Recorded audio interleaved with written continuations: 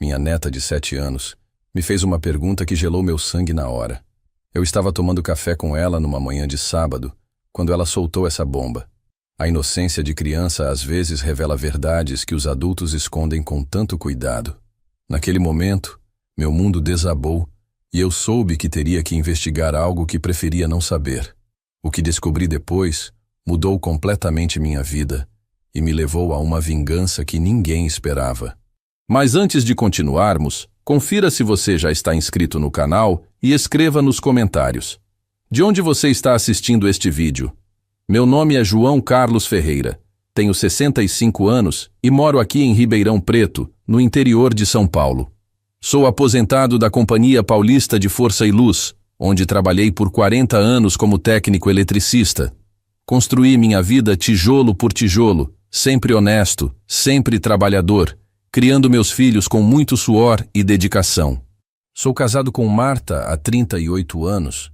Ela tem 62 anos e sempre foi dona de casa, cuidando da nossa família com amor e carinho.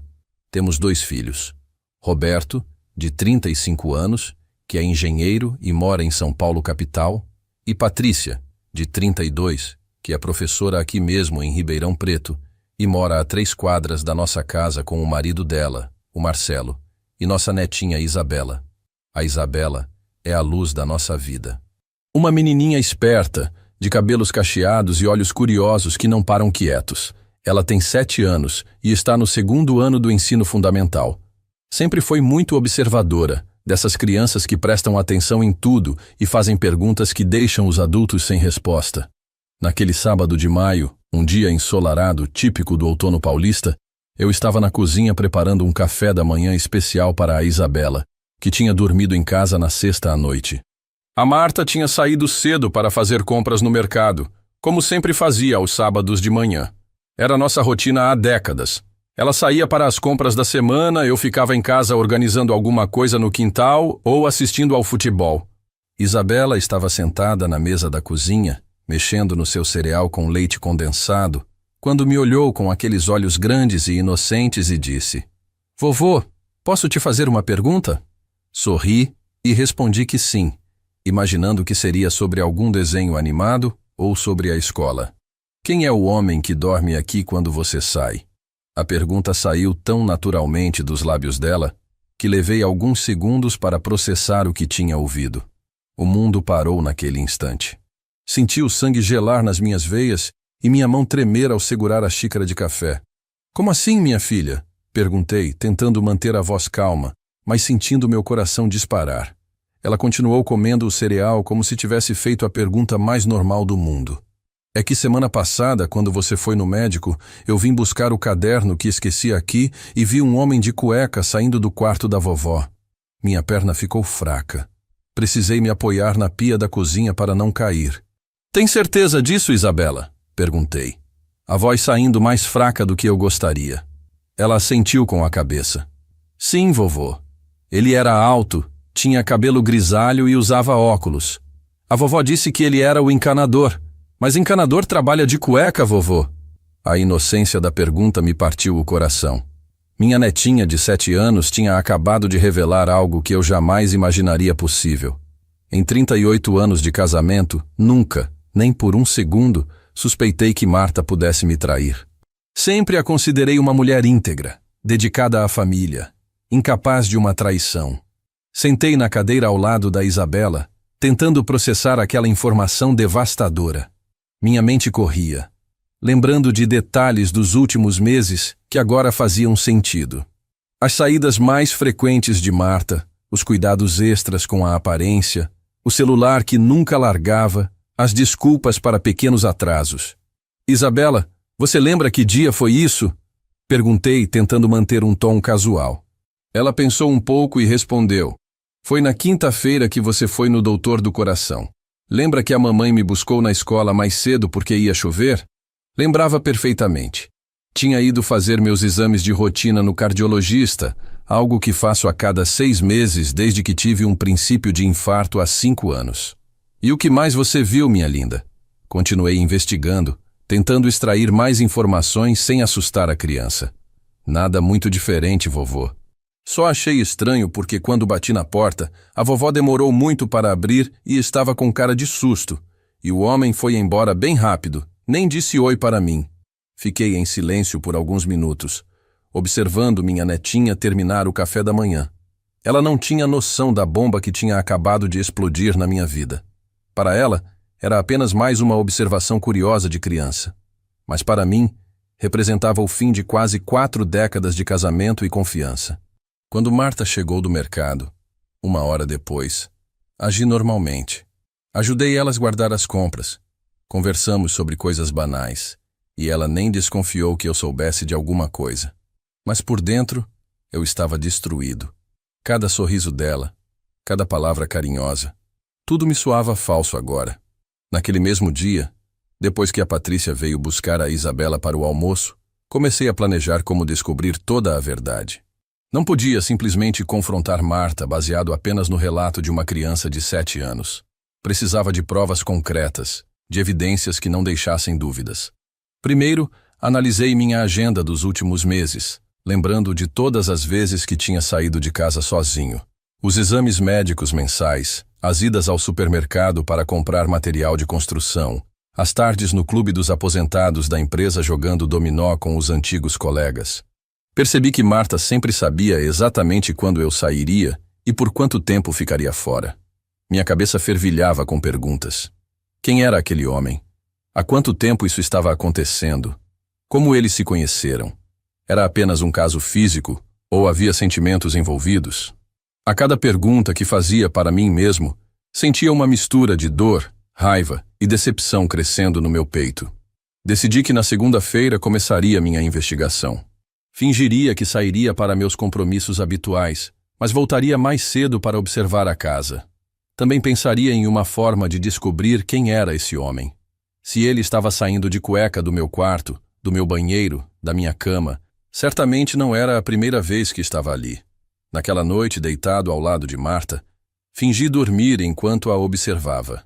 Ela estava inquieta, mexendo no celular várias vezes, sempre com o aparelho virado para baixo quando eu me movia. Pequenos detalhes que agora ganhavam um significado completamente diferente. Na segunda-feira de manhã, agi normalmente. Tomei café com Marta, comentei sobre meu compromisso no centro de saúde para pegar os resultados dos exames e saí de casa no horário habitual. Mas em vez de ir direto ao posto médico, estacionei meu Corsa vermelho a 2 quadras de casa, num lugar onde podia observar nossa rua sem ser visto. Fiquei ali por quase 2 horas. Às 10h30 da manhã, vi um Civic prata estacionar em frente à nossa casa. Desceu dele um homem que correspondia exatamente à descrição que Isabela havia feito. Alto, cabelos grisalhos, óculos. Vestia uma camisa social azul clara e calça jeans. Ele olhou para os lados antes de tocar o portão, como alguém que não queria ser visto. Meu coração disparou quando vi Marta abrir o portão rapidamente e ele entrar. Ela usava um vestido florido que eu não conhecia e estava visivelmente arrumada para receber visita. O portão se fechou e eles desapareceram dentro de casa. Minha casa. O lugar onde construí minha família, onde criei meus filhos, onde planejei minha aposentadoria ao lado da mulher que amava. Esperei mais 15 minutos e então fui até o posto de saúde pegar meus exames, como havia planejado. Precisava manter a rotina normal para não despertar suspeitas. Mas durante todo o tempo em que estive na fila, minha mente estava na minha casa, imaginando o que estava acontecendo lá dentro. Voltei para casa às 11h45, meu horário habitual. O Civic prata não estava mais lá. Marta me recebeu normalmente, perguntou sobre os exames, ofereceu um café. Tudo absolutamente normal, como se nada tivesse acontecido. Mas eu sabia, eu tinha visto. Nos dias seguintes, estabeleci um padrão. Sempre que tinha algum compromisso fora de casa, fingia sair no horário normal, mas voltava para observar. E o padrão se repetia. O homem do Civic prata aparecia cerca de meia hora depois da minha saída. Ficava por aproximadamente 2 horas e ia embora antes do meu retorno previsto. Na quinta-feira, resolvi arriscar mais. Deixei meu carro na oficina para uma revisão. Peguei um táxi para ir ao centro médico, mas pedi para o motorista me deixar na casa do seu Geraldo, meu vizinho aposentado que mora 3 casas abaixo da minha. Expliquei que queria fazer uma surpresa para Marta, chegando mais cedo em casa.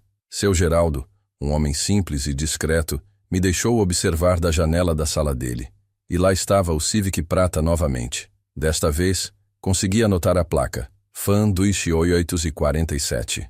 Também tirei algumas fotos com meu celular, tanto do carro quanto do homem entrando na minha casa. Voltei para casa no horário normal, como sempre. Marta estava preparando o almoço, cantarolando uma música que não conhecia. Parecia mais alegre que o normal, com um brilho nos olhos que eu não via há anos. Isso me machucou profundamente. Ela estava feliz por causa de outro homem. Vivia seus melhores momentos quando eu não estava por perto. Durante o almoço, tentei puxar conversa sobre o dia dela. Como foi sua manhã, amor? Perguntei. Tranquila. Limpei a casa, organizei o guarda-roupa, assisti um pouco de televisão, respondeu sem hesitar. Mentira atrás de mentira, ditas com a naturalidade de quem já estava acostumada a enganar. Com a placa do carro em mãos, recorri ao meu cunhado Osvaldo, que trabalha no Detran e sempre foi uma pessoa de confiança. Inventei uma história sobre ter visto aquele carro batido no estacionamento do supermercado e querer localizar o dono para oferecer ajuda. Osvaldo, sem desconfiar de nada, me passou as informações no dia seguinte. O proprietário do Civic prata era Antônio Silveira Campos, 60 anos, aposentado do Banco do Brasil, divorciado, residente na Vila Tibério, um bairro classe média de Ribeirão Preto. Tinha 2 filhas já adultas e morava sozinho numa casa própria. Pelo endereço, sua casa ficava a apenas 15 minutos da minha. Armado com essas informações, decidi investigar mais sobre esse Antônio. Passei pela rua dele num final de tarde e vi o Civic estacionado na garagem. Era uma casa de padrão similar à minha. Classe média, bem conservada, com jardim na frente. Nada que indicasse riqueza excessiva ou pobreza. Um aposentado comum como eu. No sábado seguinte, quando Isabela veio passar o dia conosco novamente, aproveitei um momento em que Marta foi ao banheiro para conversar com minha netinha. Lembra do homem que você viu aqui em casa? Perguntei discretamente. Ela assentiu. Se você visse ele de novo, reconheceria? Ela disse que sim. Mostrei disfarçadamente uma foto que consegui tirar do Antônio na internet, através de uma busca no Facebook. Isabela confirmou imediatamente. É ele, vovô. É o encanador de cueca. A confirmação final de que não havia engano, não havia dúvida. Marta estava me traindo com Antônio Silveira Campos há pelo menos alguns meses. Naquela noite, depois que Isabela foi embora com os pais, fiquei sozinho com meus pensamentos e com a dor que crescia no meu peito. 38 anos de casamento, uma vida inteira construída juntos, filhos criados, momentos felizes e difíceis compartilhados, e tudo estava sendo destruído por uma traição. Comecei a repassar nossa história na minha cabeça. Conheci Marta em 1985, quando ela tinha 24 anos e eu 27. Ela trabalhava como recepcionista numa clínica médica e eu estava fazendo uns serviços elétricos no prédio. Foi paixão à primeira vista. Namoramos 2 anos. Nos casamos numa cerimônia simples, mas emocionante. E logo vieram os filhos. Marta sempre foi uma mãe dedicada e uma esposa presente. Cuidava da casa com perfeição. Estava sempre disponível quando eu precisava. Apoiava minhas decisões profissionais. Participava das reuniões da escola das crianças. Uma companheira completa, ou pelo menos era o que eu pensava. Agora, olhando para trás, comecei a identificar sinais que deveria ter percebido. Nos últimos 2 anos, desde que me aposentei, Marta começou a demonstrar certa inquietação. Reclamava que a vida estava monótona, que não sairíamos mais como antes, que eu passava muito tempo em casa. Na época, interpretei como uma fase normal de adaptação à aposentadoria. Ela também começou a se cuidar mais. Voltou a frequentar o salão de beleza regularmente, comprou roupas novas, começou a fazer caminhadas matinais. Eu até ficava feliz vendo ela mais vaidosa e cuidando da saúde. Que idiota fui ao não perceber que tudo isso era para outro homem. Passei a semana seguinte planejando como confrontar Marta. Parte de mim queria simplesmente chegar em casa no meio de um encontro dos dois e flagrá-los em ação. Mas outra parte, mais racional, sabia que precisava ter um plano melhor. Uma abordagem que me desse vantagem na situação. Decidi que o confronto seria na quinta-feira seguinte, dia em que eu sempre ia ao médico. Fingiria sair normalmente, mas voltaria mais cedo, quando tivesse certeza de que Antônio estaria lá. Mas desta vez, não voltaria sozinho. Levaria testemunhas que pudessem confirmar o que estava acontecendo. Conversei discretamente com meu filho Roberto, que estava planejando visitar Ribeirão Preto no final de semana. Inventei uma desculpa para que ele viesse na quinta-feira, dizendo que precisava de ajuda com uns documentos importantes. Também falei com meu irmão Ademir, que mora aqui na cidade, pedindo para ele passar em casa na quinta de manhã por volta do meio-dia. Minha estratégia era simples: chegar em casa acompanhado no momento exato em que os dois estivessem juntos. Com testemunhas presentes, Marta não poderia negar o que estava acontecendo, e eu teria todo o apoio emocional de que precisaria para enfrentar aquele momento devastador. Na terça-feira, confirmei meus compromissos com Marta. Disse que Roberto viria na quinta para resolver uns papéis da aposentadoria comigo, e que eu provavelmente chegaria em casa junto com ele por volta do meio-dia. Vi uma sombra de preocupação passar pelos olhos dela, mas ela disfarçou rapidamente. A quinta-feira chegou com um céu nublado típico do outono paulista. Tomei café com Marta tentando agir normalmente, mas meu coração batia acelerado. Sabia que em algumas horas minha vida mudaria para sempre. Ou descobriria que estava paranoico e partiria o coração da mulher que amava com acusações injustas, ou confirmaria a pior suspeita da minha vida. Saí de casa às 8 da manhã, como sempre. Mas em vez de ir ao médico, fui direto encontrar Roberto na rodoviária. Ele havia chegado no ônibus das 7h15 e estava me esperando no café da estação. "Pai, o que está acontecendo? Você estava muito estranho no telefone", disse ele assim que me viu. Sentamos numa mesa reservada e contei tudo a ele. A pergunta da Isabela, as observações que fiz, as evidências que coletei, a identificação do Antônio, Roberto ficou chocado. "Pai, tem certeza disso? A mãe sempre foi tão família." Eu mostrei as fotos no meu celular, expliquei sobre os horários, sobre a rotina que tinha descoberto. Às 11 horas, ligamos para o Ademir e pedimos para ele nos encontrar na esquina da minha casa. Quando ele chegou e soube do que estava acontecendo, ficou indignado. "Juca, você tem certeza disso?" "A Marta?" perguntava incrédulo. Eram 2 homens da minha família que testemunhariam o que estava para acontecer. Às 11h45 caminhamos em direção à minha casa. Meu coração batia tão forte que eu podia ouvi-lo nos meus ouvidos. Roberto segurava meu braço, dando apoio emocional. Ademir caminhava do meu outro lado, também tenso. Chegamos ao portão e lá estava o Civic prata, estacionado como sempre. Abri o portão com minha chave, tentando não fazer barulho. Entramos os 3 pela porta da frente, que estava apenas encostada. A casa estava em silêncio, mas percebi música baixa vindo do quarto. Meu quarto. Nossa cama de 38 anos de casamento. Caminhamos pelo corredor devagar.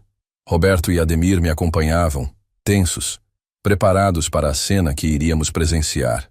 Quando chegamos à porta do quarto, que estava entreaberta, o que vi confirmou meus piores medos e superou minhas expectativas mais dolorosas. Marta estava deitada na nossa cama, abraçada com Antônio. Eles conversavam baixinho e riam, numa intimidade que ia muito além do físico. Era uma intimidade emocional, de cumplicidade, de pessoas que se conheciam bem e tinham desenvolvido uma relação profunda. Não era apenas um caso, era um relacionamento. Bati na porta e entrei. "Marta." A palavra saiu da minha boca como um tiro.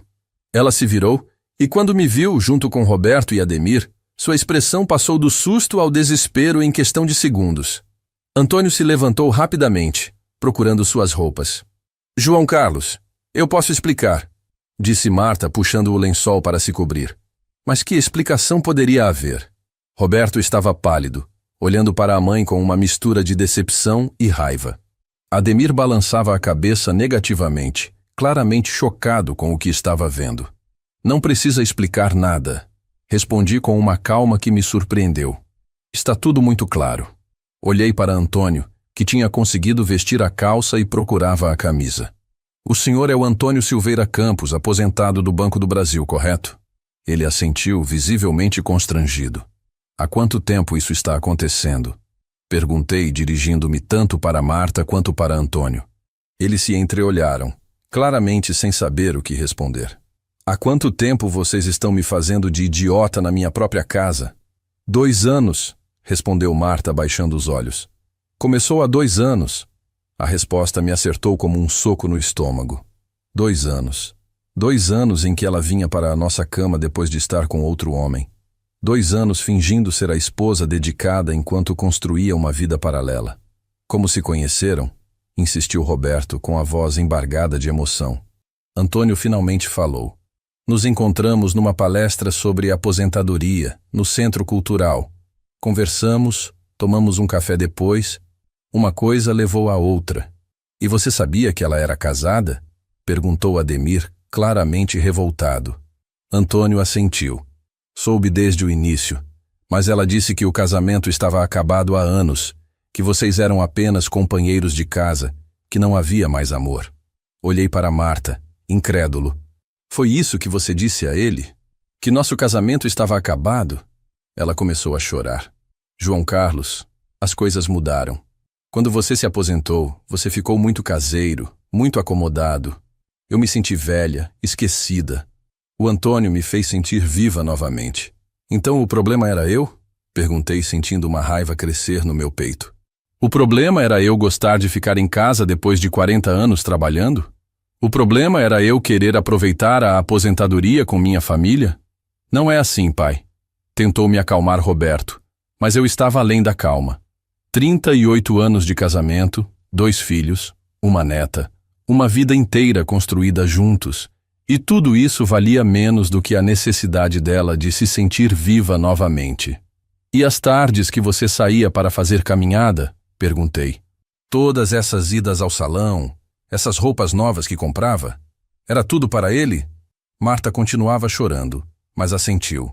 E eu, como um idiota, ainda ficava feliz vendo você cuidar da saúde e da aparência. Antônio estava visivelmente desconfortável com a situação. Senhor João Carlos, eu não queria que fosse assim. Sempre disse para a Marta que ela deveria conversar com o senhor, definir a situação do casamento de vocês. Definir como? Explodi. Pedindo o divórcio? Sendo honesta comigo? Dando chance de eu lutar pelo meu casamento? Ou preferiam que eu continuasse sendo enganado para sempre? A hipocrisia da situação me enraivecia ainda mais. Roberto se aproximou da cama onde Marta estava sentada, ainda tentando se cobrir com o lençol. Mãe, como a senhora pôde fazer isso? Com o papai, conosco, com a família? Sua voz estava carregada de decepção e mágoa. Ademir, que até então tinha ficado mais calado, finalmente explodiu. Marta, eu não consigo acreditar. O João Carlos sempre te tratou como uma rainha. Sempre foi um marido presente, um pai dedicado. E você retribui com isso? Quero que você saia da minha casa agora, disse para Antônio, tentando manter o controle. Ele assentiu e começou a se vestir rapidamente. E você? Olhei para Marta. Tem até amanhã para decidir o que quer fazer. Se quer ficar com ele, fique. Mas não vai ser na minha casa, com meu dinheiro, às minhas custas. Marta parou de chorar e me olhou nos olhos. João Carlos, nós podemos conversar. Talvez possamos resolver isso. A frieza com que ela sugeriu resolver 40 anos de história como se fosse um problema qualquer me deixou ainda mais revoltado. Resolver o quê, Marta? Você acredita mesmo que depois de 2 anos me traindo, depois de usar nossa casa, nossa cama, nosso lar para encontrar com outro homem, depois de mentir olhando nos meus olhos todos os dias, ainda existe alguma coisa para resolver? Roberto estava claramente abalado. Via seu mundo familiar desmoronando diante dos seus olhos. Mãe, a senhora pensou em nós? Na Patrícia? Na Isabela? A senhora pensou no que isso ia causar na família? Claro que pensei, respondeu Marta. Por isso mantive tudo em segredo. Não queria machucar ninguém. A lógica distorcida dela me deixou perplexo. Ela achava que esconder a traição era uma forma de nos proteger, quando na verdade estava nos enganando todos os dias. Antônio terminou de se vestir e se dirigiu para a porta. João Carlos, lamento muito que tenha sido assim. Nunca foi minha intenção causar essa situação. Olhei para ele com desprezo. Sua intenção era dormir com a mulher casada de outro homem na casa dele. Conseguiu. Agora vá embora. Depois que Antônio saiu, ficamos ali os 4. Eu, Marta, Roberto e Ademir. O silêncio era ensurdecedor. Marta tinha se vestido rapidamente e estava sentada na beira da cama, ainda processando o fato de ter sido descoberta. Roberto caminhava de um lado para outro, visivelmente nervoso. "Pai, o que vamos fazer agora?" perguntou Roberto. Era uma pergunta que eu mesmo não sabia responder. Em algumas horas, minha vida tinha virado de cabeça para baixo. O futuro que eu tinha planejado para minha aposentadoria, os sonhos que tínhamos juntos, tudo tinha desmoronado. "Vou ligar para a Patrícia", disse Roberto. "Ela precisa saber o que aconteceu." Marta se levantou rapidamente. "Não. Por favor, não conta para a Patrícia agora. Deixa eu conversar com ela primeiro." Mas Roberto já estava discando o número da irmã. Admitir que tinha acontecido exatamente o que eu temia. Patrícia ficou devastada. Chorou ao telefone. Disse que viria imediatamente para nossa casa. Roberto tentava consolá-la. Mas como consolar alguém quando você mesmo está destruído? Ademir se aproximou de mim e colocou a mão no meu ombro.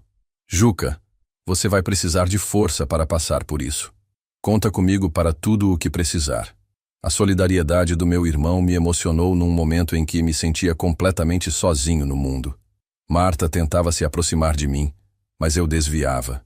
Não conseguia mais suportar sua presença. "João Carlos, deixa eu explicar melhor.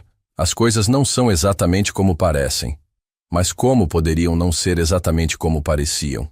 Eu tinha visto com meus próprios olhos. Tinha testemunhas." Patrícia chegou meia hora depois, acompanhada do Marcelo e da pequena Isabela. Quando viu a neta, Marta começou a chorar novamente. A inocente Isabela, sem entender o que estava acontecendo, correu para abraçar a avó como sempre fazia. "Vovó, por que você está chorando?"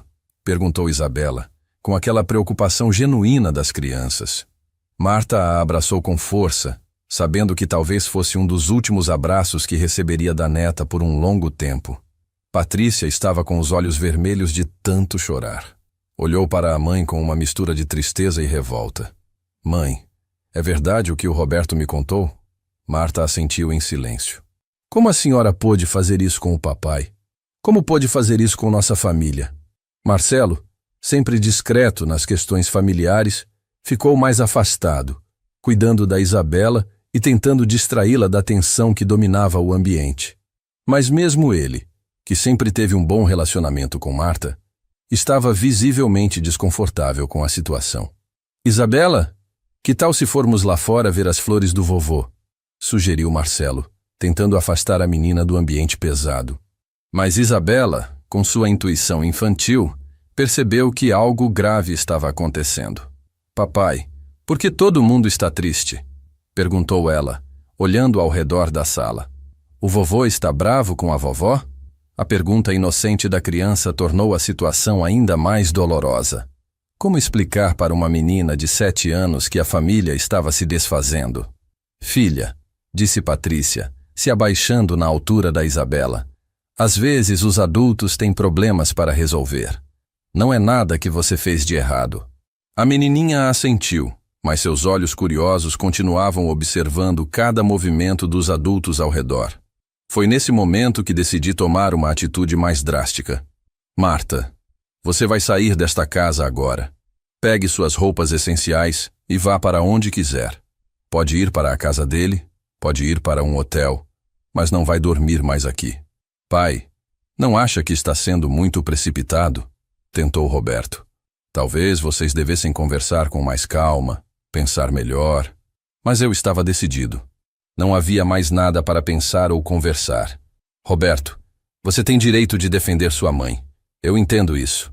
Mas ela passou 2 anos planejando cada encontro, cada mentira, cada traição. Não foi um impulso, foi uma escolha consciente e repetida. Não há mais nada para conversar." Marta se levantou e caminhou até o guarda-roupa. "Está bem, João Carlos. Vou pegar algumas coisas." Sua voz estava controlada agora, como se ela tivesse finalmente aceito que a farsa havia terminado. Enquanto ela arrumava uma mala, Patrícia se aproximou de mim. "Pai, eu sei que o senhor está magoado, e tem todo o direito de estar. Mas pensa na família, nos netos. Não tem como vocês tentarem resolver isso? Olhei para minha filha com carinho, mas firmeza. Patrícia, sua mãe me traiu por 2 anos. Na nossa casa, na nossa cama. Ela mentiu para mim todos os dias. Fingiu me amar enquanto estava com outro homem. Não existe conserto para isso. Ademir, que tinha ficado calado por um tempo, se aproximou de Marta enquanto ela fazia a mala. Marta, eu te conheço há quase 40 anos. Você sempre foi uma pessoa de família. O que aconteceu contigo? Ela parou de arrumar as roupas e o encarou. Ademir, você não entenderia. Vocês homens acham que depois de uma certa idade, a gente tem que se conformar em ser apenas mãe e avó. Mas eu ainda me sinto mulher. Ainda tenho desejos. Ainda quero ser desejada. E achas que não podia conversar isso com o João Carlos? Replicou Ademir. Achas que enganar ele por 2 anos era a solução? Marta não respondeu. Apenas continuou arrumando suas coisas. Quando Marta terminou de fazer a mala, caminhou até onde eu estava sentado na sala. João Carlos, eu sei que você não acredita, mas eu nunca quis que fosse assim. Nunca quis te machucar. Mas machucou, respondi sem olhar para ela. Machucou muito. E o pior de tudo é que você não machucou só a mim. Machucou nossos filhos, nossa neta, nossa família inteira. Roberto se aproximou da mãe e a abraçou. Mãe, a senhora sempre vai ser nossa mãe. Mas o que a senhora fez vai demorar muito para a gente conseguir entender e perdoar. Patrícia também a abraçou, chorando. Mãe, a senhora destruiu nossa família. Como a gente vai explicar isso para a Isabela? Como vamos explicar por que o vovô e a vovó não vivem mais juntos? Marta olhou para a neta, que observava tudo sem entender completamente, mas percebendo que algo definitivo estava acontecendo. Isabela, a vovó vai morar em outro lugar por um tempo, mas sempre vai amar você muito. Vovó, você fez alguma coisa errada? Perguntou a menina, com aquela franqueza típica das crianças. Marta não soube responder. Apenas a abraçou com força e começou a chorar novamente. Sim, minha filha, respondi por ela. A vovó fez algo muito errado, que machucou muito o vovô e toda a família. Às vezes os adultos fazem escolhas ruins. Marta pegou sua mala e caminhou em direção à porta. No batente, se virou para me encarar uma última vez. João Carlos, quando você se acalmar, talvez possamos conversar com mais tranquilidade. Talvez possamos encontrar um jeito de resolver isso. Marta, disse eu levantando-me da poltrona, não há nada para resolver. Você fez sua escolha há 2 anos. Agora vai ter que viver com as consequências. Minha voz estava firme, mas por dentro eu estava destruído. Ela assentiu e saiu pela porta da frente. Ouvi o barulho do portão se fechando e soube que uma era da minha vida havia terminado para sempre. 38 anos de casamento acabavam assim, numa quinta-feira nublada de outono. Roberto e Patrícia ficaram comigo o resto da tarde. Ligamos para cancelar alguns compromissos que Marta e eu tínhamos juntos para os próximos dias. Começamos a conversar sobre questões práticas, divórcio, divisão de bens, como contar para os outros parentes. Ademir ofereceu para ficar comigo nos primeiros dias. Juca, você não deve ficar sozinho agora. Vou ficar aqui até você se organizar melhor. A solidariedade do meu irmão foi fundamental naqueles primeiros momentos de solidão. À noite, depois que todos foram embora, fiquei sozinho na casa que construí com tanto amor e que agora parecia vazia e fria. Cada objeto me lembrava de nossa vida juntos. Cada foto na parede contava uma história que agora parecia falsa. Nos dias seguintes, a notícia se espalhou rapidamente pelo bairro. Ribeirão Preto pode ser uma cidade grande, mas nos bairros residenciais, todo mundo se conhece. Os vizinhos me olhavam com pena. Alguns vinham oferecer apoio. Outros apenas sussurravam pelas costas. Dona Conceição, minha vizinha da direita, veio me trazer um prato de comida. Seu João Carlos, eu sempre desconfiei que tinha algo estranho com a Dona Marta. Ela andava muito arrumada para quem ficava só em casa. Outros vizinhos confirmaram suspeitas que guardavam há tempos. O seu Benedito, que mora na esquina, disse que várias vezes viu o Civic prata estacionado na minha rua quando eu não estava em casa. Mas eu não queria me meter, seu João Carlos. Não era da minha conta. Fiquei pensando em quantas pessoas sabiam ou suspeitavam e nunca me disseram nada. Por um lado, entendia que não queriam se intrometer. Por outro, me sentia idiota por ter sido o último a saber o que estava acontecendo na minha própria casa. Roberto vinha me visitar todos os dias depois do trabalho. Patrícia também passava regularmente, sempre trazendo a Isabela, que continuava perguntando quando a vovó voltaria para casa. Como explicar para uma criança que a vovó não voltaria mais? Uma semana depois da descoberta, Marta ligou para Roberto pedindo para conversar comigo. Ele me passou o recado, mas eu recusei. Diga a ela que não tenho nada para conversar. Se quer alguma coisa da casa, pode pedir para vocês pegarem. Mesmo tendo descoberto a traição, algo dentro de mim precisava saber mais detalhes. Talvez fosse masoquismo, talvez fosse necessidade de entender completamente o que havia acontecido com meu casamento. Comecei a investigar mais sobre Antônio Silveira Campos. Descobri que ele frequentava o mesmo centro de convivência onde Marta fazia suas supostas atividades. Conversei discretamente com algumas pessoas do local e confirmei que eles eram vistos juntos há pelo menos 2 anos. Uma das funcionárias do centro, Dona Lourdes, uma senhora conhecida da família, me procurou em casa. Seu João Carlos, eu sabia que não era certo, mas não sabia como contar para o senhor. Eles vinham juntos para as atividades, saíam juntos, agiam como um casal. E ninguém achou estranho ela estar com outro homem? Perguntei. Ah, seu João Carlos. Ela dizia para todo mundo que vocês estavam separados há anos, que só moravam na mesma casa por causa dos filhos e da neta. A revelação me deixou ainda mais revoltado. Marta não apenas me traía, mas também destruía minha reputação, fazendo com que as pessoas acreditassem que nosso casamento já estava acabado.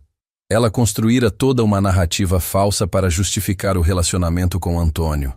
Descobri também que eles faziam pequenas viagens juntos. Nos fins de semana em que eu ia pescar com os amigos, ou quando visitava parentes em outras cidades, eles aproveitavam para passar mais tempo juntos. Quantas vezes voltei para casa feliz, contando sobre meu dia, enquanto ela havia passado o tempo com outro homem. Após 2 semanas processando tudo o que havia descoberto, uma raiva fria começou a crescer dentro de mim. Não era mais apenas a dor da traição, mas indignação pela forma calculista como fui enganado. Marta havia planejado cada detalhe, cada mentira, cada encontro. Comecei a planejar minha vingança. Não seria violenta nem ilegal, mas seria devastadora. Queria que ela sentisse a mesma humilhação que me fez sentir. Queria que ela enfrentasse as consequências reais de suas escolhas. Primeiro, decidi tornar público tudo o que havia acontecido. Marta sempre se preocupou muito com sua reputação, com o que os outros pensavam dela. Se queria viver como uma mulher livre, teria que assumir publicamente suas escolhas. Procurei um advogado para dar entrada no processo de divórcio por traição conjugal. Queria que ficasse registrado em cartório o motivo do fim do nosso casamento. Também exigi que ela devolvesse tudo o que havia ganhado de presente de mim nos últimos 2 anos, incluindo joias, roupas e eletrônicos. Mas minha vingança principal seria mais sutil e devastadora. Descobri que Antônio tinha 2 filhas adultas, que não sabiam da existência de Marta. Elas acreditavam que o pai estava apenas conhecendo pessoas depois do divórcio da mãe deles. Através de algumas investigações discretas, consegui os contatos das filhas de Antônio. Planejei uma forma de revelar a elas toda a verdade sobre o relacionamento do pai, que ele havia se envolvido com uma mulher casada, que participara da destruição de uma família, que fora cúmplice de uma traição que durou 2 anos. Marquei um encontro com as 2 filhas de Antônio numa cafeteria do centro de Ribeirão Preto. Disse que era um assunto delicado sobre o pai delas e que preferiam conversar pessoalmente. Elas vieram curiosas, sem imaginar o que iriam ouvir. Ana Paula, de 35 anos, e Cristina, de 32, eram mulheres bem educadas, profissionais bem-sucedidas. Cristina era advogada e Ana Paula trabalhava como gerente de banco. Ambas eram casadas e tinham filhos pequenos. Senhor João Carlos, o que o senhor queria nos contar sobre nosso pai? Perguntou Ana Paula. Respirei fundo e comecei a explicar toda a situação. Quem eu era, quem era Marta, como descobri a traição, há quanto tempo o relacionamento deles existia. As duas ficaram chocadas. Nosso pai disse que estava conhecendo uma senhora viúva, disse Cristina, claramente perturbada. Ele mentiu para nós também. Mostrei a elas as fotos que tinha tirado, os registros de datas e horários, as provas de que o relacionamento era longo e estável.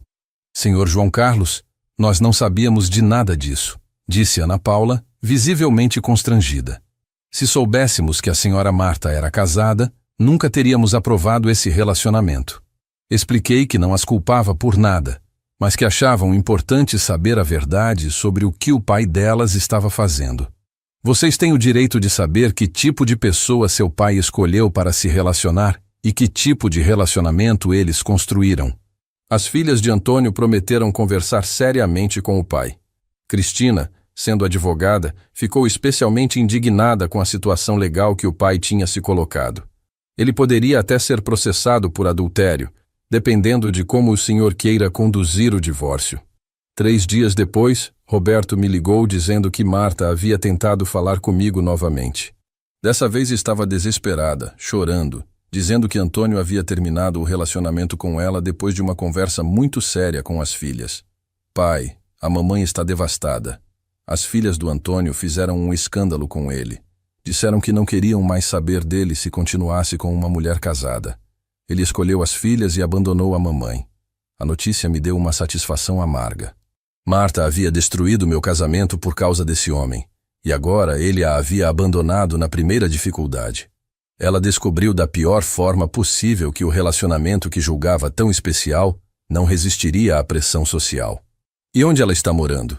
Perguntei a Roberto. Está num hotel barato no centro.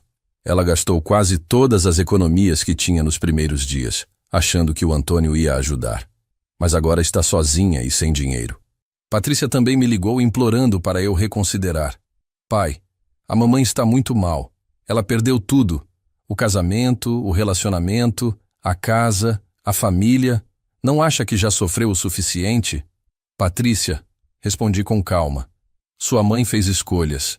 Escolheu me trair. Escolheu mentir. Escolheu destruir nossa família. Agora está enfrentando as consequências dessas escolhas. Eu não tenho nada a ver com isso. Minha vingança continuou. Decidi tornar pública toda a situação no centro de convivência onde Marta e Antônio se conheceram. Marquei uma reunião com a coordenação do local e relatei tudo o que havia acontecido. Vocês permitiram que um relacionamento adúltero se desenvolvesse aqui dentro, disse a coordenadora Dona Márcia. Minha esposa usou as atividades daqui como álibi para me trair durante 2 anos. A mulher ficou constrangida e se comprometeu a tomar providências. No dia seguinte, a história já tinha se espalhado por todo o centro de convivência. Várias pessoas que conheciam Marta e acreditavam na versão dela sobre nosso casamento descobriram a verdade. A reputação que ela tanto se preocupava em manter estava destruída. Também contei a história para os vizinhos mais próximos, para que soubessem exatamente o que havia acontecido. Não queria que ninguém ficasse com dúvidas sobre os motivos do fim do meu casamento ou sentisse pena de Marta. 1 semana depois, Marta apareceu na minha porta. Estava magra, abatida, com uma aparência descuidada que nunca tinha visto nela. João Carlos, preciso conversar com você. Por favor, me dá 5 minutos. Deixei ela entrar, mas mantive a porta aberta. Não queria dar a impressão de que estávamos tendo uma conversa íntima ou reconciliatória. O que você quer, Marta? Eu sei que você contou tudo para as filhas do Antônio, disse ela, com a voz embargada. Por quê? Não bastava me expulsar de casa? Tinha que destruir meu relacionamento também? Marta, respondi com uma calma que me surpreendeu. Você destruiu nosso casamento. Eu apenas revelei a verdade sobre como fez isso. Se as filhas do Antônio não aprovam o que vocês fizeram, o problema não é meu. Mas agora eu perdi tudo, ela disse, começando a chorar. Perdi você, perdi ele, perdi minha casa, minha família. Não tenho mais nada. Você não perdeu nada, repliquei. Você jogou tudo fora. Jogou fora 38 anos de casamento por um relacionamento que não resistiu à primeira dificuldade. Jogou fora a confiança dos seus filhos, o carinho da sua neta, o respeito da comunidade. João Carlos, eu sei que errei. Sei que machuquei você e nossa família, mas será que não tem como a gente tentar de novo? Será que não conseguimos reconstruir nossa vida juntos? A pergunta me deixou perplexo. Depois de tudo o que havia acontecido, depois de 2 anos de traição, depois de ter sido humilhado na minha própria casa, ela ainda achava possível uma reconciliação? Marta, você realmente acredita que depois de tudo o que fez, depois de todas as mentiras, de toda a traição, eu conseguiria confiar em você novamente? Você realmente acha que conseguiria olhar para você sem lembrar dele na nossa cama? Ela baixou os olhos e ficou em silêncio por alguns minutos. Quando falou novamente, sua voz estava mais baixa. Então não há mesmo nenhuma chance de perdão? Perdão talvez um dia eu consiga dar, respondi. Mas confiança, respeito, amor, isso você matou há 2 anos. E não há como ressuscitar. Uma semana depois dessa conversa, Roberto me procurou com uma expressão preocupada. Pai, preciso te contar uma coisa sobre a mamãe. Senti um aperto no estômago, imaginando que ela pudesse estar doente ou ter feito alguma loucura. Ela não está no hotel há 3 dias. Ninguém sabe onde ela está. O Marcelo e eu fomos procurar ela, mas o hotel disse que ela saiu e não voltou mais. Não levou as coisas dela, não pagou a conta. Minha primeira reação foi de preocupação. Por mais que estivesse magoado e revoltado com Marta, ela era mãe dos meus filhos e avó da minha neta. Vocês procuraram em hospitais? Na polícia? Procuramos em tudo quanto é lugar. Ligamos para todos os parentes, para as amigas que ela tinha. Ninguém sabe de nada. Patrícia também estava desesperada. Pai, e se ela fez alguma besteira? E se estava tão desesperada que... A possibilidade de suicídio passou pela minha cabeça, mas não conseguia acreditar que Marta seria capaz disso. Ela sempre foi uma mulher forte, decidida. Mesmo nos piores momentos da nossa crise, não demonstrava tendências autodestrutivas. Vamos dar mais 2 dias, decidi. Se ela não aparecer, fazemos um boletim de ocorrência. Mas algo me dizia que Marta não havia desaparecido por desespero. Conhecia suficientemente bem minha ex-esposa para saber que ela sempre tinha um plano. No 2º dia de buscas, Ademir me ligou com uma informação intrigante. Juca, a Conceição disse que viu a Marta ontem à noite conversando com um homem na Praça Central.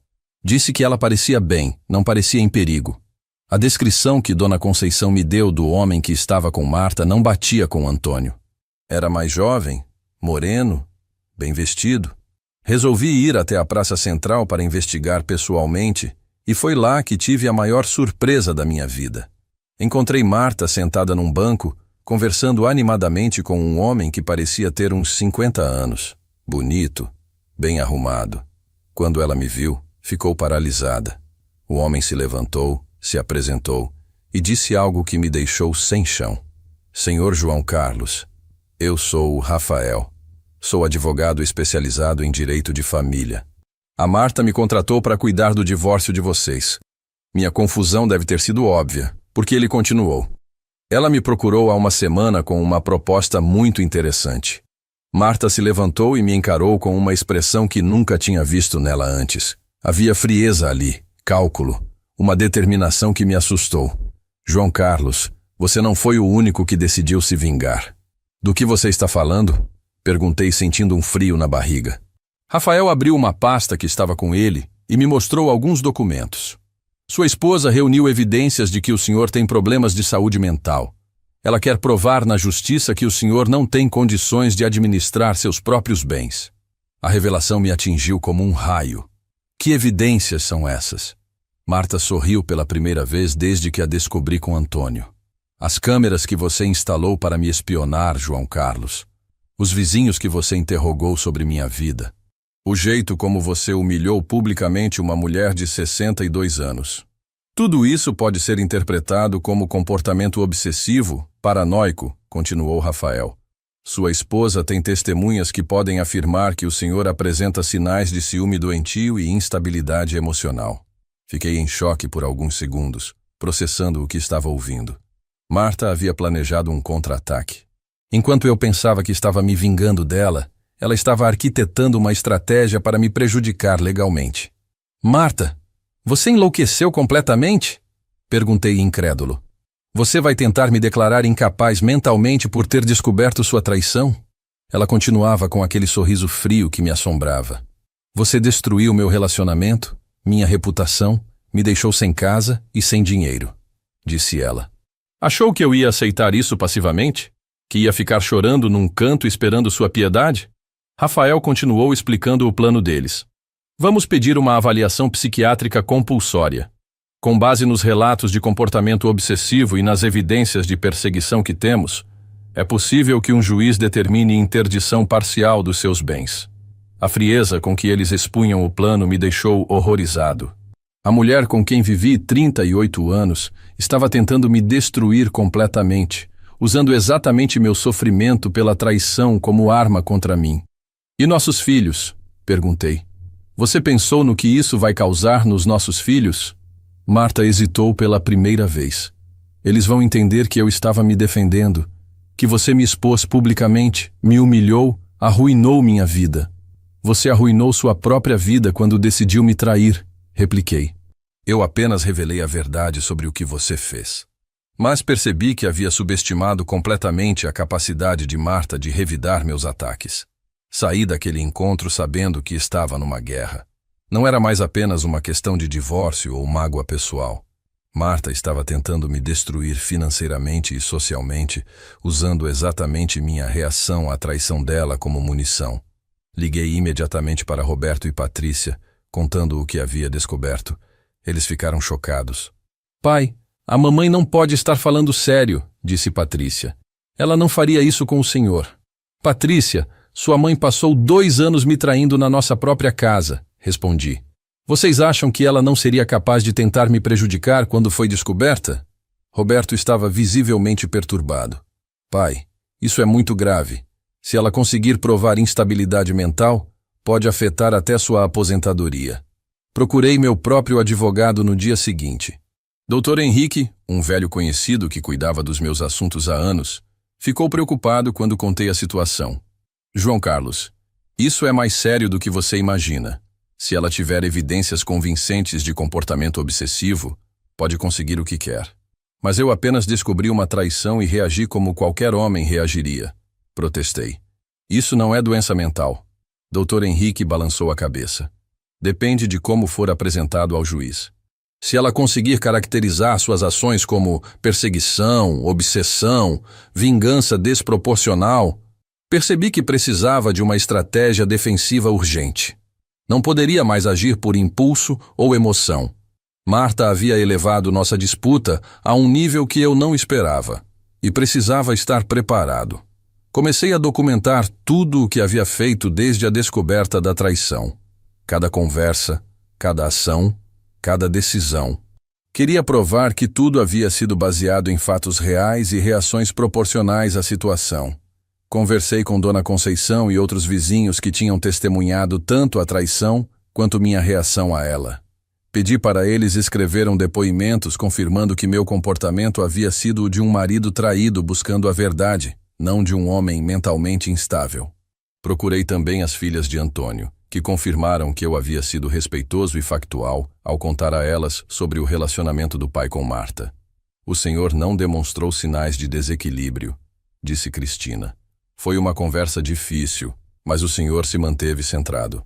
Dr. Henrique me orientou a fazer uma avaliação psicológica voluntária, para antecipar qualquer questionamento sobre minha saúde mental. Se você fizer primeiro e provar que está mentalmente saudável, fica mais difícil para ela sustentar as acusações. A psicóloga que me avaliou, doutora Sandra, foi clara em seu laudo. Paciente apresenta reações emocionais compatíveis com descoberta de infidelidade conjugal. Não há sinais de desequilíbrio mental, obsessão patológica ou comportamento persecutório. Com essas evidências em mãos, senti que tinha chances de me defender adequadamente das acusações de Marta. Mas sabia que a batalha judicial seria longa e desgastante. Enquanto isso, nossa guerra particular estava se tornando pública em Ribeirão Preto. A história do divórcio litigioso estava sendo comentada em todos os lugares: mercados, igreja, centro de convivência, clube dos aposentados. A opinião pública estava dividida. Alguns me apoiavam, considerando Marta uma traidora que estava tentando prejudicar um homem honesto. Outros achavam que eu havia sido cruel demais com ela, que deveria ter resolvido a situação de forma mais discreta. Seu João Carlos sempre foi um homem trabalhador e honesto, dizia seu Benedito para quem quisesse ouvir. A dona Marta que fez coisa errada e agora quer virar o jogo. Mas dona Rosa da padaria tinha opinião diferente. Ele humilhou a pobre mulher publicamente. Podia ter resolvido em casa. Patrícia estava sofrendo muito com a exposição da família. Pai, todo mundo na escola onde trabalho está comentando sobre vocês. É constrangedor. A Isabela também está ouvindo coisas na escola dela. Roberto tentava mediar a situação. Pai, não seria melhor vocês tentarem resolver isso de forma mais reservada? Essa guerra pública não está fazendo bem para ninguém. Mas eu estava determinado a não ceder. Roberto, sua mãe tentou me destruir usando exatamente minha dor como arma, expliquei. Agora ela vai descobrir que eu também sei me defender. A guerra havia escalado além do ponto de retorno. Nas semanas seguintes, descobri que a estratégia de Marta era mais elaborada do que imaginava. Ela estava coletando depoimentos de pessoas que eu havia procurado durante minha investigação, tentando caracterizar minha busca pela verdade como comportamento obsessivo e persecutório. Rafael, o advogado dela, havia orientado ela a gravar nossas conversas sempre que possível. No dia em que ela apareceu na minha porta pedindo reconciliação, estava com um gravador no bolso. Queria capturar qualquer palavra minha que pudesse ser interpretada como ameaça ou demonstração de instabilidade. Descobri isso através de uma fonte inesperada. A própria dona Lourdes, do Centro de Convivência, me procurou para avisar. Seu João Carlos, a dona Marta esteve aqui perguntando se o senhor tinha agido de forma estranha quando veio conversar comigo. Ela queria que eu assinasse um papel dizendo que o senhor parecia perturbado. E a senhora assinou? Perguntei preocupado. Claro que não, respondeu dona Lourdes indignada. Falei para ela que o senhor estava magoado, como qualquer pessoa estaria, mas não parecia louco nem perigoso. Ela saiu daqui contrariada. Percebi que Marta estava tentando construir um padrão de comportamento que pudesse ser interpretado judicialmente como desequilíbrio mental. Cada vizinho que eu havia procurado, cada pessoa com quem conversei sobre a traição, estava sendo contactada por ela ou pelo advogado. A frieza e o cálculo com que ela estava conduzindo essa estratégia me impressionavam. A mulher que conheci e amei por quase 4 décadas havia se transformado numa pessoa que eu não reconhecia mais. Decidi que não poderia mais ser apenas defensivo. Se Marta queria uma guerra total, teria uma guerra total.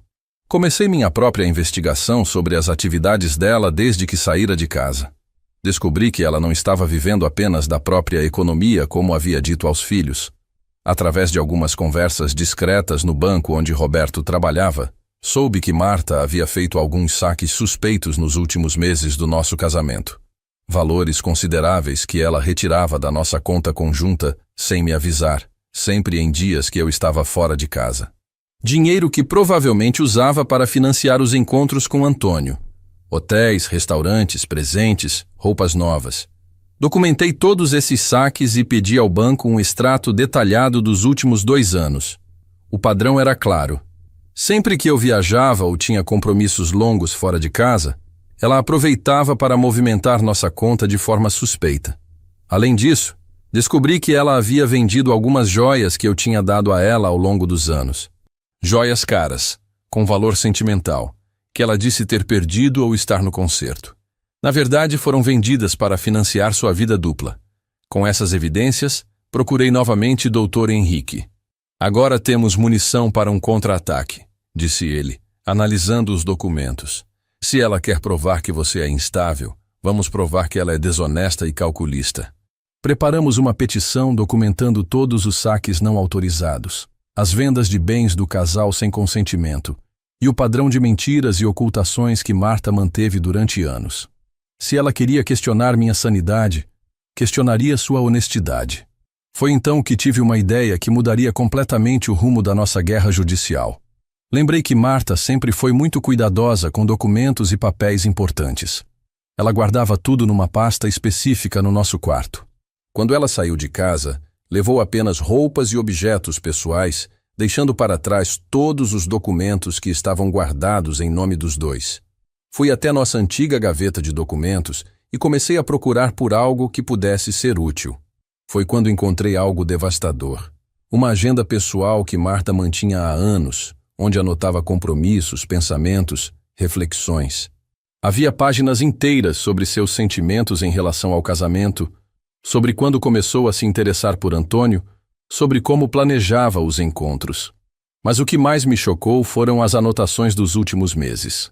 Marta havia escrito detalhadamente sobre sua estratégia de se proteger, caso fosse descoberta.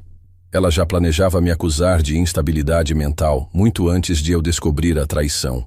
Se João Carlos descobrir, vou dizer que ele ficou paranoico e obsessivo, dizia uma anotação de 3 meses atrás. Preciso documentar qualquer comportamento estranho dele para usar na justiça se necessário. A descoberta dessa agenda foi como encontrar um tesouro. Provava que a acusação de instabilidade mental não era uma defesa desesperada de Marta, mas um plano premeditado. Ela havia armado uma cilada muito antes de ser descoberta. Levei imediatamente a agenda para Dr. Henrique. Ele ficou eufórico.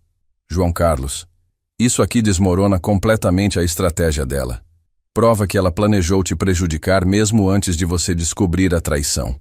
O dia da audiência chegou numa manhã fria de julho. Eu estava nervoso, mas confiante nas evidências que havia reunido. Marta entrou no fórum acompanhada de Rafael, visivelmente tensa, mas tentando manter uma postura de vítima injustiçada. Roberto e Patrícia estavam presentes, divididos entre apoiar o pai e não querer prejudicar a mãe. A situação era constrangedora para toda a família, mas era necessária para definir nosso futuro. O juiz, Dr. Armando, era conhecido por sua seriedade e imparcialidade. Ouviu primeiro os argumentos de Rafael, que tentou caracterizar meu comportamento como obsessivo e persecutório, citando as investigações que fiz e a forma como expus publicamente a traição de Marta. Meritíssimo! O requerido demonstrou padrões de comportamento compatíveis com ciúme patológico e instabilidade emocional, argumentou Rafael. As evidências mostram um homem que não consegue aceitar o fim natural do casamento e persegue obsessivamente sua ex-esposa. Quando chegou minha vez, Dr. Henrique apresentou metodicamente todas as evidências que havíamos coletado. Os saques não autorizados, as mentiras documentadas, a agenda revelando o plano premeditado de me acusar de instabilidade mental. Excelência, o que vemos aqui não é um homem mentalmente instável, mas uma mulher que traiu seu marido por 2 anos, usou recursos do casal para financiar essa traição, e depois tentou prejudicá-lo judicialmente quando foi descoberta. O momento decisivo foi quando o Dr. Henrique leu em voz alta os trechos da agenda de Marta, onde ela planejava me acusar de insanidade mental. O silêncio no tribunal foi ensurdecedor. Marta empalideceu e Rafael tentou questionar a legitimidade da evidência. O juiz foi claro em sua decisão. As evidências apresentadas demonstram que a requerente planejou prejudicar o requerido mesmo antes da descoberta da traição conjugal. Não há fundamento para questionar a sanidade mental do Sr. João Carlos. O pedido de interdição é indeferido. Além disso, Dr. Armando determinou que Marta devolvesse todos os valores sacados irregularmente da nossa conta conjunta, com correção e juros. Também foi obrigada a pagar as custas processuais e honorários advocatícios. A vitória era minha, mas não sentia alegria. Olhei para Marta saindo do fórum e vi uma mulher destruída, derrotada, que havia perdido tudo por causa de suas próprias escolhas. Não havia satisfação naquilo, apenas a certeza de que a justiça havia sido feita. Roberto e Patrícia me cumprimentaram pela vitória, mas perceberam que eu não estava comemorando. Pai, o senhor conseguiu se defender, disse Patrícia. Agora talvez vocês possam finalmente fazer as pazes e seguir em frente. Não há mais como fazer as pazes, filha, respondi. Sua mãe não apenas me traiu. Ela tentou me destruir completamente quando foi descoberta. Isso não tem perdão. Nos meses seguintes, finalizamos o divórcio de forma definitiva. Marta ficou com uma pequena parte dos bens, suficiente para recomeçar sua vida. Mas perdeu a casa, perdeu o respeito dos filhos, perdeu sua reputação na comunidade. Antônio também pagou um preço alto. Suas filhas realmente se afastaram dele, e ouvi dizer que ele se mudou para outra cidade, envergonhado pela exposição do caso. O impacto da nossa guerra não se limitou a mim e Marta. Nossos filhos ficaram marcados pela experiência. Roberto, sempre mais reservado, ficou ainda mais fechado, evitando falar sobre relacionamentos ou casamento. Patrícia desenvolveu uma desconfiança profunda em relação aos homens. Seu casamento com Marcelo passou por uma crise séria, pois ela começou a suspeitar de todas as saídas e atrasos do marido, projetando nele os medos que desenvolveu observando nossa situação.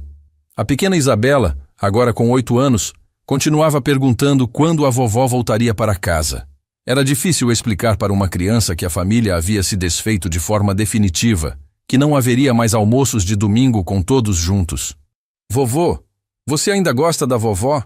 Ela me perguntou numa tarde em que estava cuidando dela. A pergunta me pegou desprevenido. Como explicar para uma criança que o amor pode morrer, que a confiança, uma vez quebrada, não se reconstrói? "Isabela, às vezes os adultos fazem coisas que machucam muito as pessoas que amam", respondi, tentando ser honesto sem ser cruel. "Quando isso acontece, fica difícil continuar junto." "Mas vocês não podem se desculpar um com o outro?", insistiu ela, com aquela lógica simples das crianças. Se ao menos fosse tão fácil. Se ao menos uma traição de 2 anos pudesse ser resolvida com um pedido de desculpas. Percebi que a pequena Isabela seria a maior vítima de toda essa situação.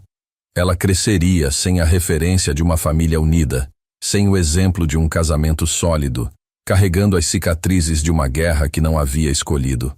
Hoje, 2 anos após aquela manhã fatídica em que minha neta me fez a pergunta que mudou tudo, posso dizer que sobrevivi.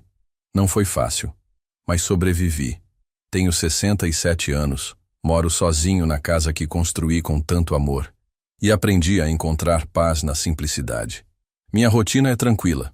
Acordo cedo, tomo meu café, leio o jornal, cuido do jardim que Marta antes cuidava. Às tardes, vou ao clube dos aposentados jogar dominó com os amigos que me acolheram durante os momentos mais difíceis. Roberto me visita regularmente, sempre preocupado com meu bem-estar. Conseguiu superar o trauma inicial e hoje entende que eu não tinha escolha, além de me defender. "Pai, o senhor fez o que tinha que fazer", diz ele quando conversamos sobre o assunto. Patrícia ainda tem dificuldades para falar sobre tudo o que aconteceu, mas nosso relacionamento se fortaleceu. Ela percebeu que eu sempre fui um pai e marido dedicado, e que as escolhas de Marta não diminuem o valor da família que construímos juntos. A pequena Isabela, agora com 9 anos, se adaptou à nova realidade. Continua passando fins de semana comigo e desenvolvemos uma relação ainda mais especial. Ela entende, dentro da sua capacidade infantil, que às vezes os adultos tomam decisões que mudam tudo. Quanto a Marta, soube por terceiros que ela se mudou para Campinas, onde tem uma prima. Está trabalhando como cuidadora de idosos, recomeçando sua vida aos 64 anos. Nossos caminhos não se cruzam mais, e prefiro assim. Se tem algo que gostaria de dizer para quem me ouve é: prestem atenção nos sinais. Aquelas pequenas mudanças de comportamento que parecem inofensivas podem estar escondendo segredos muito maiores. A inocência de uma criança às vezes revela verdades que os adultos escondem com maestria. Também aprendi que a vingança, por mais justificada que pareça, sempre cobra um preço alto. Minha guerra contra Marta me deu vitórias legais, mas não trouxe de volta a família unida que perdemos. Não trouxe de volta a confiança, o amor, os sonhos que construímos juntos. Mas principalmente aprendi que a verdade, por mais dolorosa que seja, sempre é melhor que a mentira. Viver 2 anos sendo enganado, acreditando numa farsa, dormindo ao lado de alguém que me traía todos os dias, teria sido muito pior do que enfrentar a realidade. Hoje, aos 67 anos, posso olhar no espelho e saber quem sou. Um homem que trabalhou honestamente a vida toda, que criou seus filhos com amor, que enfrentou a maior traição da sua vida e ainda assim manteve sua dignidade. Se essa história tocou seu coração de alguma forma, se fez você refletir sobre a importância da verdade e da honestidade nos relacionamentos, deixe um joinha para alegrar este velho coração de 67 anos. Se inscreva no canal para não perder as próximas histórias de vida que vou contar com toda sinceridade. E me diga nos comentários, De onde você está assistindo e que horas são aí agora? Você já passou por alguma situação parecida? Como lidou com uma grande traição na vida? A vida ensina que somos mais fortes do que imaginamos, que podemos sobreviver às maiores tempestades e ainda assim encontrar motivos para sorrir. Que a família verdadeira é aquela que fica ao nosso lado nos momentos mais difíceis. Um abraço forte de quem já viveu muito, aprendeu muito e ainda tem muito para compartilhar. Até a próxima história, pessoal!